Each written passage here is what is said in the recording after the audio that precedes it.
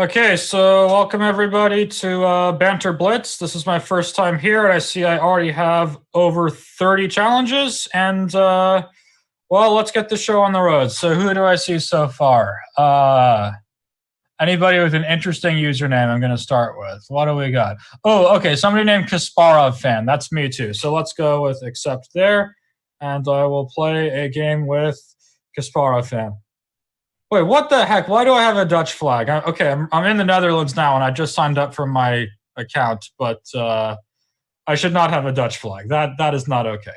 So, okay, he's playing some Caro-Kann. I'm going to play this extremely boring line just because if I had to play into the advanced variation, then it would have a hard time talking during this. So I have no idea what I'm supposed to play here, but let's just go knight f4 and see what happens. Maybe I can develop my pieces normally. Now that already looks suspicious to me, but I'm not sure I can punish it so easily.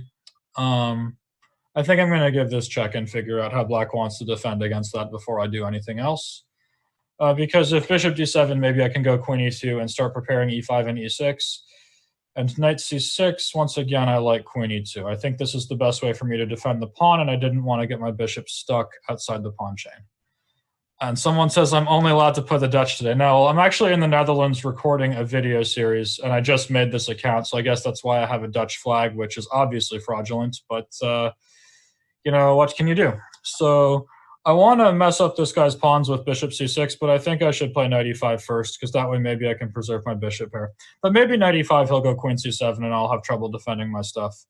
I don't know. What should I play here? Knight e5, queen c7 does look annoying. That will be awkward to deal with. I'm just going to castle and let black figure out what to play. This also lets me play d3 without getting forked. And then I'm going to go d3 here, and now I think if black castles at this point, I sort of have to take on c6 and mess up his pawns. But now I'm happier to do so just because it will be harder for him to attack this knight on f4. So let's just fix this pawn on c5 forever and play a4. So now this is not as exciting as a position as I'd like. I'm also not playing very fast. And no, I can't speak Dutch. I'm sorry, not at all. I'm just recording a video here, so I don't know why I have a Dutch flag, but should. Okay, so this guy wants to harass my knight.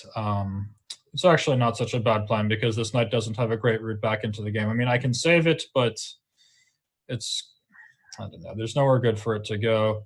Okay, I want this knight on c4. How am I going to do that? I'm just going to play queen e1 to exert further pressure on a5 and clear the e2 square for my knight. Okay, so as expected, he does that. Now, I may start playing a King's Indian and just go knight d2 and f4. My plan was to sort of play like a Rossalimo and go like knight d2, knight c4, and harass the weak pawns, but I actually think I might just start playing f4 in the next couple moves. So I definitely don't want to let him take that. I don't think I particularly care if he trades off his light squared bishop. So let's just go knight c4 and let him figure out how to deal with it. Let's see.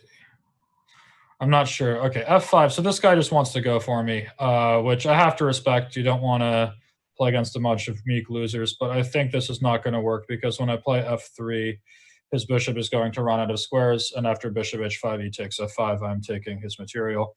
And now I think I am completely winning. I don't see how he's going to continue this game if I have knight g3 coming next, because I will have gained the e4 square and taken a very important pawn. So this was not the cleanest effort so far, but I think I should be basically winning here. Don't care if you take that guy. He can get, if he wants it, he can have it, because the position will still be horrible. So now maybe this was clumsy because of bishop takes c4 and bishop h4, but then I can go queen e4, and I think I have everything under control. As long as I keep my f5 pawn alive, I should win very routinely, and I don't see how he's going to try to take it. So bishop d5, but now after bishop d2, I think he's going to have to take this knight anyway. So I'm not super concerned about that. I think if he lets me take on a5, I will cruise through without a ton of issue. Okay, so bishop f6. I could take a5, but I'm just going to centralize my knight, taking my opportunity to do so while he cannot take on f5. Okay, he can take that if he wants DC, and black is strategically cooked here. There is nothing more to say. But I probably have to start playing a little bit faster. This is not great. So let's just go g4, keep my pawn protected. The bad part for black here is he just has absolutely no counterplay. So it's not like he can do something to complicate the game. He can only just try to prolong the inevitable. Like, there's no way he will ever do anything to me here because the position is so locked and my extra pawn will slowly but surely win. So I've got to be very, but I've got to make sure I don't get flagged because I'm not very good at talking and playing at the same time. I'm good at talking and I'm good at playing, but doing them at the same time, that's where we have problems. So king h1 because I don't even know why, but I should probably start playing rook ae1 and hoping to maybe play queen d3 and then maybe eventually g5. Okay, I don't care at all if you want to trade knights. That's fine with me. Maybe I could have gone knight g5 there, but this is okay. Actually, I'm going to take with the pawn. Now it's very easy for me to get g5 through, so I should just cruise through that way. All right, so he wants to attack the rook. That's fine. Doesn't bother me. So as long as I don't like blunder and let him play d3 and open the position, this should cruise through very easily. So I like rook f3, overprotecting d3 in advance, and then I'm going to play like rook g1 next. And it should not take a huge amount of effort to push through h4. I'll have to be a little bit precise, but it shouldn't be too hard. So for instance, here after bishop takes g5, queen g5 and queen f2, he cannot stop me from playing h4 and g5 and just mating him in the style of the King's Indian. So let's see, I don't sure what black wants. So he clearly wants to play d3, but I think at this point it's time to just smash through. Maybe I could be a little masochistic and play rook d3, but I think it's time for just g5. I don't care about d3. I will just take his pawn. And I think this kingside Death Star is sort of on the way. This move g5 also is very nice because it frees my queen from having to defend the h4 pawn. So rook d6, that's fine. I'll go like, I guess, rook g3. This looks like it should crash through pretty fast. I don't even know what black wants to try. h5, I'm going to go take that pawn from him. And then I should mate him. So this was not the most exciting game because I played a very boring strategic line, but I don't, well, maybe I should have been more feisty. So we'll see. But Kasparov fan, you have put up a valiant effort, but I believe now you will die. So I should take this pawn, and queen takes h5 is coming next. So queen takes h5 check. And now I'll just take over the f file. That seems like the easiest way to bring the game to its conclusion. So once I have the f file, there is nothing left to say. So let's say h5, get out of my way, queen. And then I am crashing through.